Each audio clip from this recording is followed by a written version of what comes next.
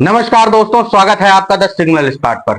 दोस्तों, पेपे क्वाइन इस हफ्ते क्रिप्टो मार्केट का सबसे ज्यादा चर्चित क्वाइन बना हुआ है। एक तरफ प्राइस 15.80% नीचे आ गई है, मार्केट कैप $1 बिलियन के करीब है, बिटकॉइन $59,000 के नीचे चला गया है और पूरा मीम क्वाइन सेक्टर ब्लीड कर रहा है। लेकिन दूसरी तरफ कैनरी कैपिटल ने अमेरिका में पहले पेपे स्पॉट ईटीएफ के लिए एसईसी फाइलिंग कर दी है। वेल्स ने इस हफ्ते बिलियंस ऑफ पेपे टोकन्स एक्यूमुलेट किए हैं। पेपे के ओरिजिनल को फाउंडर का नया प्रोजेक्ट लिटिल पेपे प्रीसेल में $28.3 मिलियन रेज कर चुका है और इन्फ्लुएंसर्स पेपे को मीम कॉइन सुपर साइकिल का हिस्सा बता रहे हैं। तो पेपे का सच क्या है? इस हफ्ते डूब रहा है या बड़े मूव की तैयारी कर रहा है? आज के इस वीडियो में हम कवर करने वाले हैं पेपे की इस हफ्ते की 4 सबसे बड़ी खबरें, प्राइस क्रैश का पूरा एनालिसिस, अमेरिका में पहली पेपे ईटीएफ फाइलिंग, वेल एक्यूमुलेशन का सच, लिटिल पेपे लॉन्च का पेपे पर असर और प्राइस प्रिडिक्शन, सब कुछ एकदम क्लियर होगा आज। तो चलिए शुरू करते हैं खबर नंबर 1 से। दोस्तों, सबसे पहले बात करते हैं इस हफ्ते की सबसे बड़ी रियलिटी की। पेपे इस हफ्ते 15.80% नीचे आ गया है, जबकि पूरा क्रिप्टो मार्केट सिर्फ 5.80% नीचे है, यानी पेपे मार्केट से 3 गुना ज्यादा गिरा है। पेपे का ऑल टाइम हाई था 0.4 टाइम 0 $2803 के आसपास। आज प्राइस है 0.5 टाइम 0 $232 के आसपास, यानी ऑल टाइम हाई से 91.50% नीचे। मार्केट कैप अभी भी $1 बिलियन के करीब है। ट्रेडिंग वॉल्यूम पिछले 24 घंटों में 18.80% गिरा है। आखिर इतना क्यों गिरा पेपे?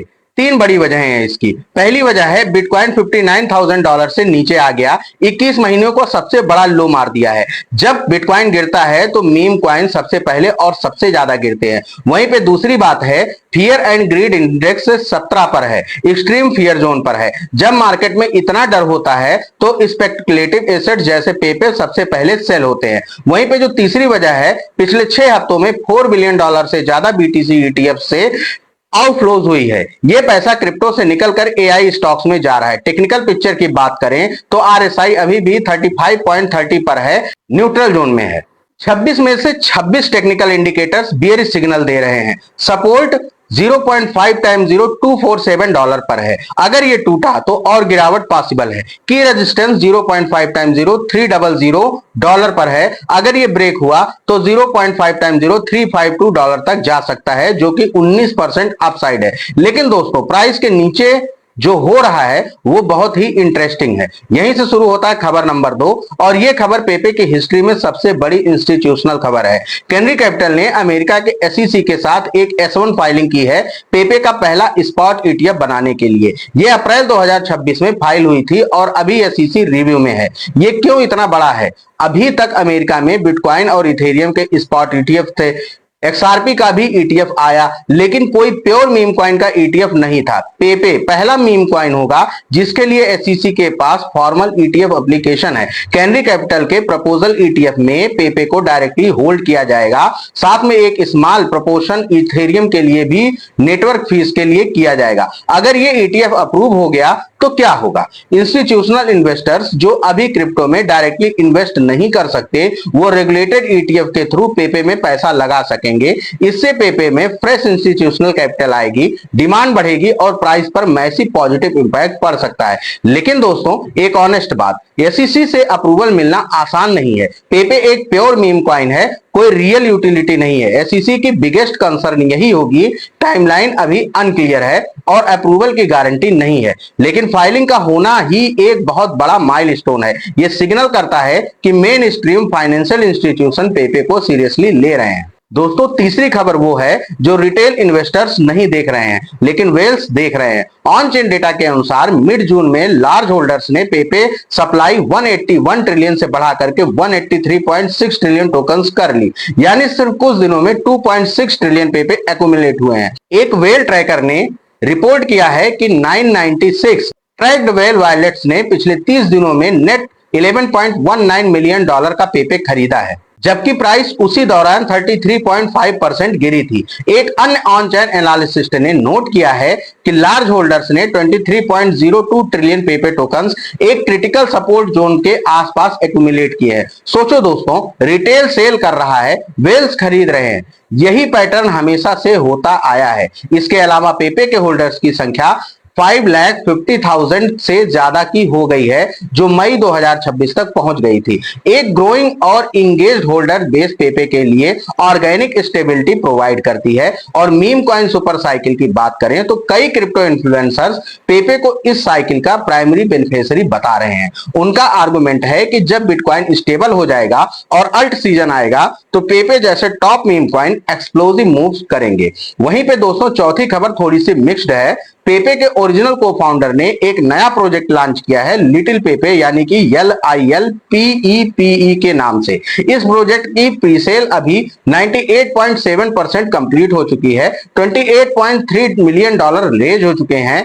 13 स्टेज में प्रीसेल चल रहा है। प्रीसेल प्राइस है $0.0022 और कंफर्म्ड लिस्टिंग प्राइस है $0.003। टोकन जनरेशन इवेंट और एक्सचेंज लिस्टिंग जुलाई 2026 में प्रोजेक्टेड है। यल बैंक और फीमेक्स पर लिस्टिंग प्री कंफर्म्ड है। बाइनेंस, कॉइनबेस और OKX जैसे टियर 1 एक्सचेंज पर रिव्यू ऑनगोइंग है। इसका पेपे पर क्या असर पड़ेगा, इसको दो साइड से देखते हैं। पहली साइड, ये एक कंपटीशन हो सकता है। अगर स्पेक्युलेटिव कैपिटल पेपे से निकल करके लिटिल पेपे में जाता है तो शॉर्ट टर्म में पेपे पर सेलिंग प्रेशर बढ़ सकता है। दूसरी साइड ये कहता है कि ये एक स्पिल ओवर अपॉर्चुनिटी भी हो सकती है। जब पेपे को फाउंडर का नया प्रोजेक्ट सक्सेसफुल होता है तो ओरिजिनल पेपे की ब्रांड वैल्यू और अवेयरनेस बढ़ती है। और जब लिटिल पेपे किसी टियर 1 एक्सचेंज पर लिस्ट होता है तो पेपे को भी इनडायरेक्ट अटेंशन मिल सकती है। कॉइन मार्केट कैप के एनालिसिस्ट के अनुसार ये डेवलपमेंट अभी न्यूट्रल है, लेकिन अगर लिटिल पेपे को बाइनेंस या कॉइनबेस पर लिस्टिंग मिली तो ये पेपे इकोसिस्टम के लिए बड़ा बुलिश सिग्नल हो सकता है। दोस्तों अब बात करेंगे उस चीज की जो आप सबसे ज्यादा सुनना चाहते हैं। पेपे की प्राइस प्रेडिक्शन 2026 के लिए एनालिसिस्ट में बहुत ही वाइड रेंज है। कंजर्वेटिव साइड पर डिजिटल कॉइन प्राइस का टारगेट है $0.5x041 से $0.5x046। वहीं पे मॉडरेट साइड पर प्राइस प्रेडिक्शन का फॉरकास्ट है $0.5x060 से $0.5x085 के रेंज तक। बुलिश साइड पर टेलीगॉन का एस्टिमेट है $0.5x062 से $0.4x0146। दिसंबर 2026 का टारगेट है $0.5x044 से $0.4x0440 तक। बहुत ही वाइड रेंज है। लॉन्ग टर्म के लिए अगर मीम कॉइन सुपर साइकिल आया तो कुछ एनालिसिस्ट $0.4x020 से $0.4x028 यानी नियर के ऑल टाइम हाई तक भी इसको पॉसिबल मानते हैं। टेक्निकल सपोर्ट और रेजिस्टेंस के अकॉर्डिंग अभी $0.5x0247 स्ट्रॉन्ग सपोर्ट है। $0.5x0300 की रेजिस्टेंस है। इसके ऊपर $0.5x0352 अगला टारगेट है। लेकिन एक बात क्लियरली समझ लो दोस्तों, पेपे एक प्योर सेंटिमेंट ड्रिवन एसेट है। इसकी प्राइस हाइप, कम्युनिटी इंटरेस्ट और ब्रॉडर मार्केट सेंटिमेंट से ड्राइव होती है। कोई रियल यूटिलिटी नहीं है, इसलिए वोलेटिलिटी बहुत ही हाई रहेगी। दोस्तों हमेशा की तरह दोनों साइड बात करेंगे, बुलिश साइड और बेयरिश साइड। बुलिश साइड की पहले बात करते हैं तो अमेरिका में पहली एवर पेपे स्पॉट ETF फाइलिंग हुई है। 5,50,000 से ज्यादा होल्डर्स हैं।